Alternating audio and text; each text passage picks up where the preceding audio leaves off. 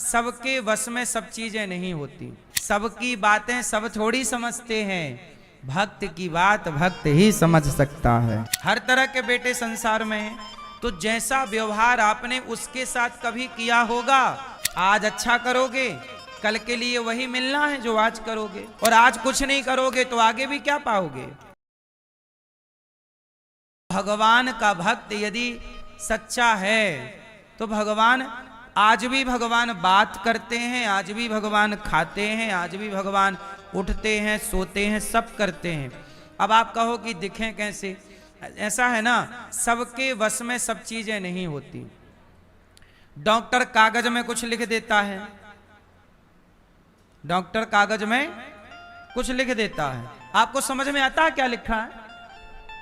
क्यों भैया, डॉक्टर कागज में कुछ लिख देता, समझ में आता है? नहीं आता, पर जो दवाई वाला है ना वो समझ जाता है। बोलो हाँ, जो दवाई देने वाला है, स्टोर वाला, जो दवाई बेचने वाला, वो उस कागज में लिखी भाषा, बोलो हाँ। अरे भाई, सबकी बातें सब थोड़ी समझते हैं, भक्त की बात भक्त ही समझ सकता है। खग जाने खग ही की भाषा, भगवान के भाव को, व्यवहार को सब थोड़ी जान पहचान सकते हैं। ये तो कोई भक्त जो अनुभवी हो वो भक्त जाने और भगवान जाने।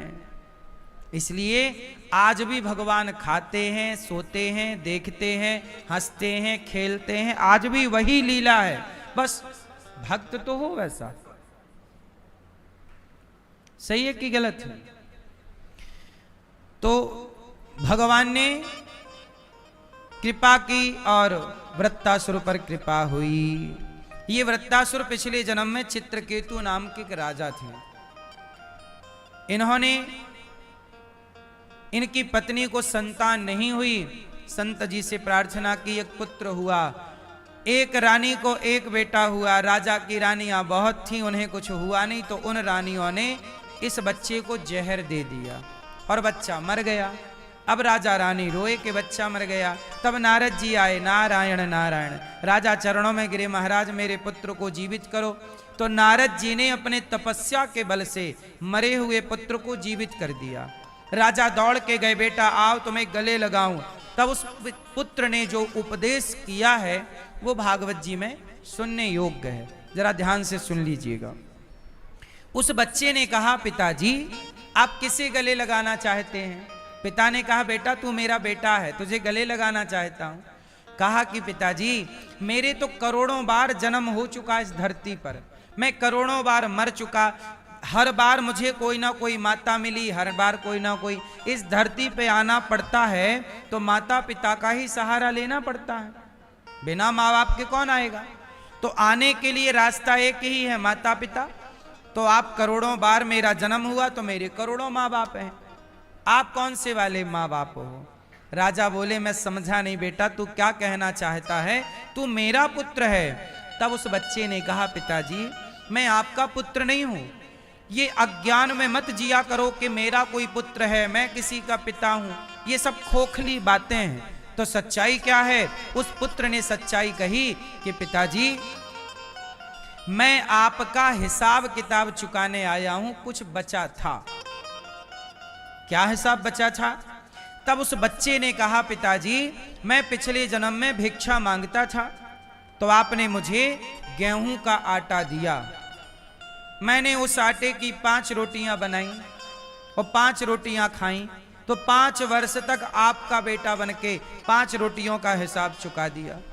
आपने साथ में मुझे एक सूखा गोबर दिया था, गाय का, ओपले कंडे, मैंने उसमें आग लगाई, उसमें चींटियां बहुत थीं, सारी जल गई, मैंने देखा नहीं।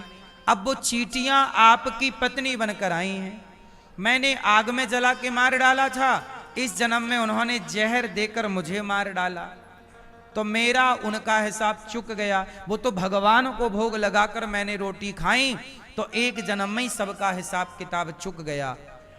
अब आप ये समझो कि आपकी जो बेटी है या बेटा है या पति है या पत्नी है, ये सब कौन है?